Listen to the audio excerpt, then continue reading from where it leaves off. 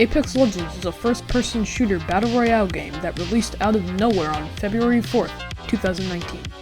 It was released as an unmarketed, free-to-play game, which allowed anyone to simply download the game and start playing. This strategy paid off extremely well, as the game surpassed over 1 million players within the first 8 hours of the game's release. On top of that, the game had achieved over 2 million concurrent players. It was undoubtedly one of the most successful game launches of all time. But what attracted all of these players?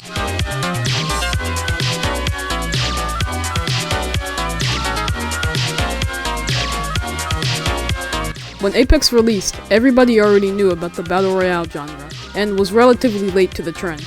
Many people were starting to get burnt out of Fortnite following a multitude of unpopular changes made to the game. But for Apex, this was great. Their biggest competitor's player base was craving a new, exciting game that could fill the void that Fortnite left. When Apex Legends released, everyone flocked to it instantly. Friends, family, streamers alike all wanted a slice of that Apex pie. It was fresh, with a roster of 8 different legends for the player to choose from. It had a big map for all of the players to explore, and best of all, microtransactions. All jokes aside, this game had a ton of potential. The aforementioned legends provided almost all players to choose how they wanted to play. The guns were varied and mostly balanced, with different attachments you could put on to improve them. Oh yeah, teamwork is pretty important in this game too. There is only one mode, and it's trios. 60 players, 20 teams, 1 winner. Good luck.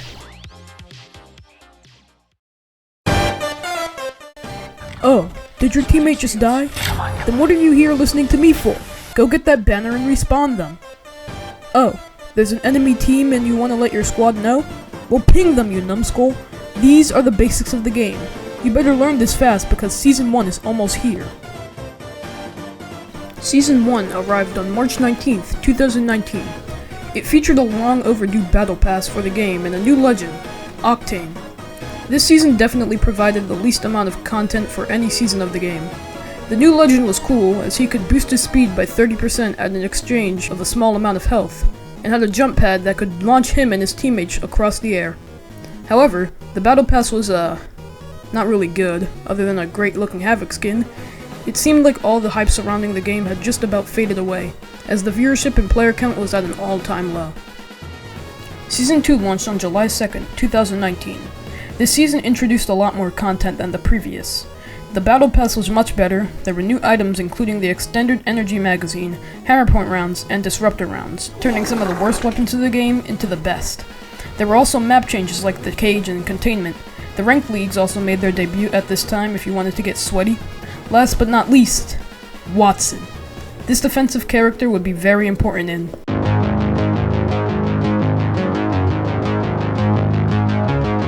September was a very interesting time to be invested in Apex Legends. There was the Voidwalker event, which, for a brief period of time, introduced solos into the game. But an even more important event was taking place.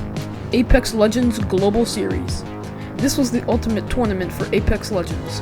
80 teams fighting it out for a prize pool of over $500,000. After multiple qualifying rounds, the roster was set for the winners finals and losers finals. In the winners bracket, 789 was the decisive winner, taking 56 points and winning by 20. The runners-up were the Sentinels and TSM.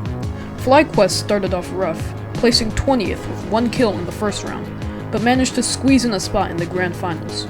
NRG was also able to make it by the skin of their teeth.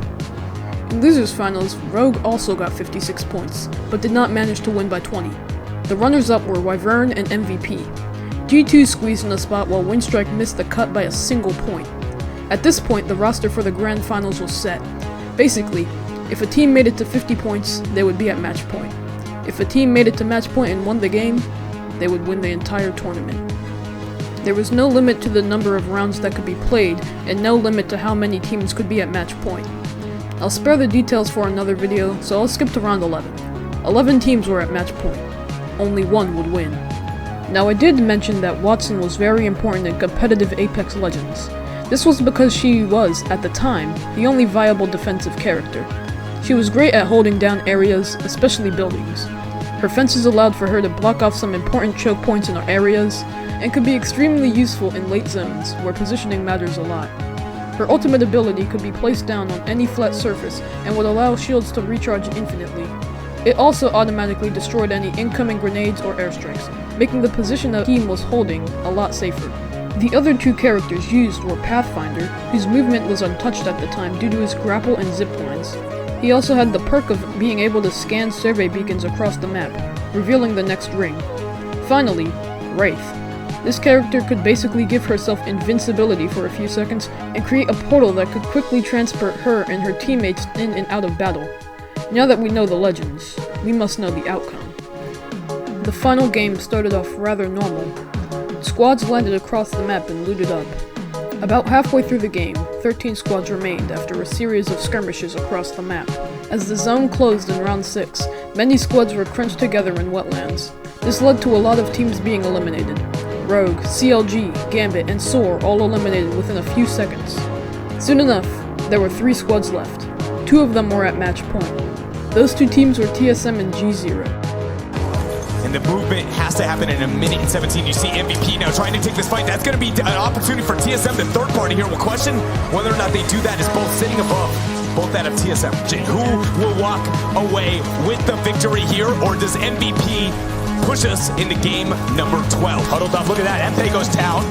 MVP making the push. Ross has to queue out. This is an opportunity for TSM. Let's see here. Now TSM might push in. They get one break. They have to pull back. They go down to the low ground again. Gonna have to re-shield back up. They pop a bat. We see Abralele push to that high ground. Already Gamers Origin still without a member. But then Abralele gets punished. Such a mind game here with all 3 teams, of course, having the opportunity to third party. Who will engage first? Who will have to move first? Is this gonna close in 10 seconds? Gamers Origin or TSM, who will be your champions? Portal out here for TSM. 5 seconds and counting. Bravo.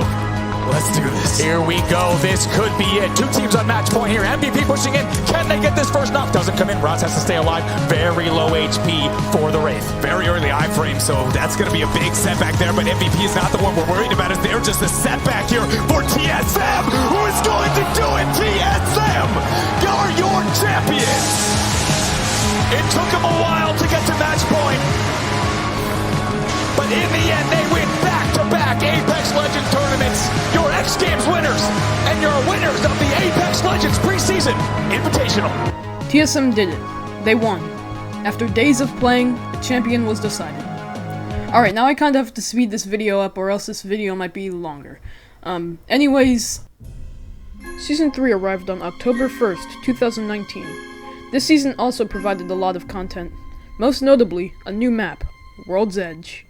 The new legend was Crypto, who literally just sits on his tablet to scam people, much like the CIA. He doesn't have a passive, but at least his ultimate is really annoying. But even that ultimate wasn't as annoying as the charge rifle. This was, and still is, the only hit scan weapon in the game, so just put your crosshair on the target and do insane amounts of damage.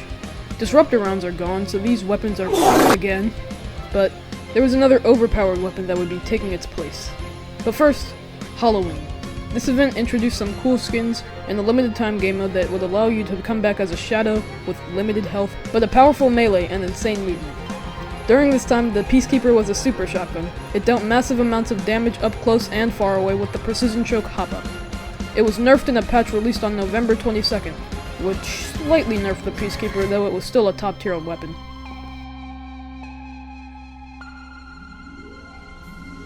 The holidays were here. There. Whatever.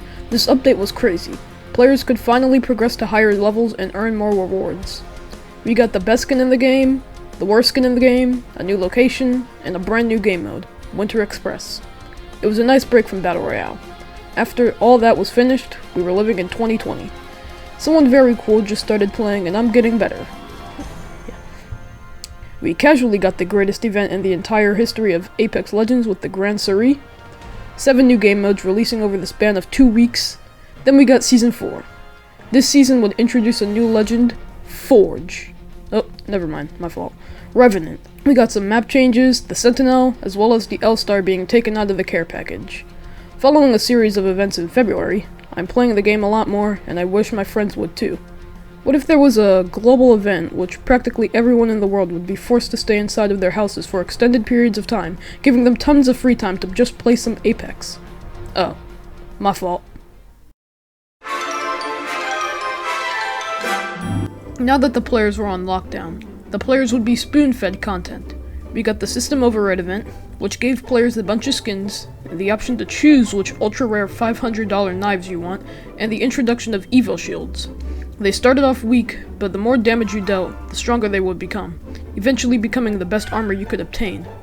It incentivized more aggressive play and the thirst for more damage. We also got the Old Ways event, where you could go inside a mountain and kill some dogs for loot. Revenant is no longer horrible, and the G7 is still powerful. In my opinion, this was my favorite time to be playing Apex Legends. All of my friends were playing, I was getting a lot better, and spending countless hours on the game every day. This was the season which I played my most games, got my most kills, and my most amount of wins. Season 5 launched on May 12th. It featured a new legend, Loba, who was played by a lot of people for, reasons. Her kit was a teleport bracelet and black market, which allowed her and teammates to take items from an area. Skulltown, the most popular location, and its surrounding area, was annihilated. Peacekeeper was in care package, Mastiff was out, Mirage was no longer useless, Pathfinder's grapple got crapped on, Gold Armor did not have fast heal anymore, but instead gained more HP from healing items, and the Havoc was no longer the best gun in the game. In a June 23rd update, they heavily nerfed Wraith, reworked the lifeline, and added mobile respawn beacons, allowing players to respawn teammates almost anywhere they wanted. During Season 5, players could engage in quests, where you could kill some dogs for lore. I wish these were still in the game, as they were a lot more player-oriented than collecting treasure packs. Anyways, Season 6 arrived on August 18th, 2020. It brought forth a number of questionable decisions. The R99 was put in the care package and Evo shields took up much of the loot pool, but did not give as much HP as before, so the time to kill opponents dropped considerably. The Hemlock became one of the best guns in the game, Devotion was ground loot, and the Volt SMG was added. I feel like I'm missing something. Oh yeah, holo sprays. A few weeks after launch, Evo shields were reverted back to their original HP values. We got just about nothing new to the game until October 6th, which introduced crossplay. Pathfinder's grapple was finally balanced and we got a great lifeline skin. Season 7 released on November 4th, 2020. It introduced another map, Olympus. A new legend was also released, Horizon. R99 was taken out of care package and the Prowler was added in. Vehicles were available on Olympus. They could take you across the map in a few moments, but would definitely attract other players due to its noise. Clubs were added, so your stupid little clan could be officially displayed on the screen. More importantly, the game was now available on Steam, allowing for a new demographic of players to join in. Winter is back, and so is the game mode. Christmas cosmetics made it back to the shop as well. For the new year, Olympus got a boxing arena and was starting to see the rise of one of the worst metas in the game.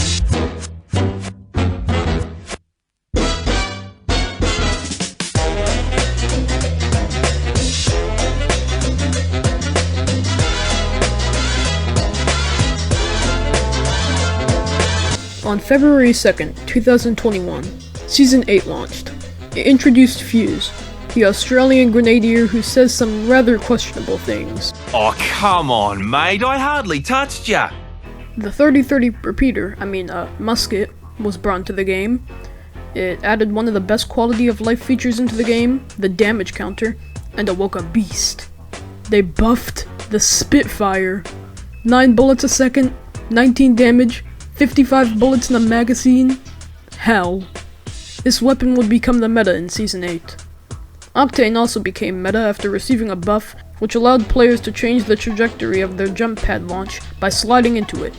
On March 9th, Apex Legends launched on the Nintendo Switch. It also brought the Chaos Theory event, which brought ring flares into the game, which were chunks of the ring that were put into the safe zone. Pretty stupid.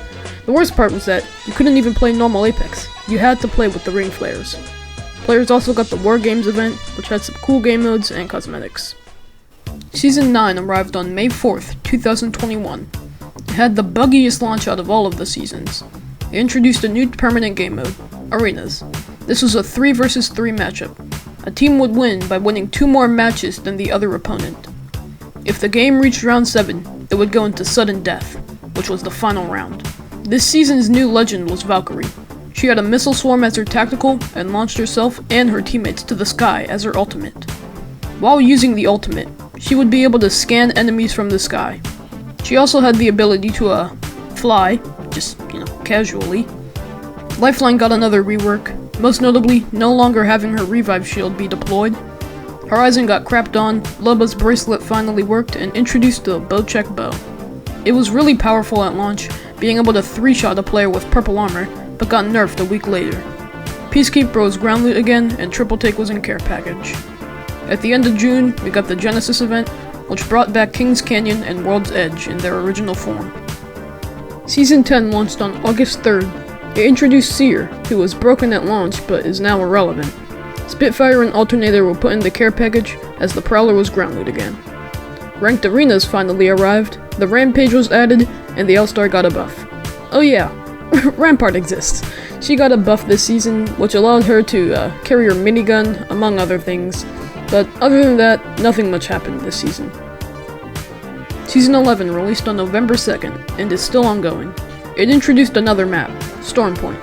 It was a bigger, more tropical map, which made it harder to find other players, but third-partying occurred a lot less. The car SMG was added, and Ash was released too. The G7 was in the care package and the triple take was out. The L-Star got a nerf, Watson had a rework as her ultimate would last forever again, her fences would do more damage, and she regenerated shields a lot faster. The Raiders event was kind of like the Christmas event V2. It reintroduced the Winter Express and all the Christmas cosmetics. A cool feature added was the custom reticle color. We're basically caught up now, but Season 12 is right around the corner, so this will be outdated pretty soon. Season 12 is expected to launch on February 8th, 2022. After 3 years, Apex Legends has come a long way. I just wanted to make this video in appreciation of the game. It's crazy to see how the game evolved over time. Sure, there will always be the detractors who will blindly repeat dead game over and over again, but I personally think the game is in a great shape. I feel like the game has finally found itself within the last year or so. This game has been through its ups and downs, but has still been a continuing source of joy for years now. So from the bottom of my heart, I really appreciate what this game has done for me and the community.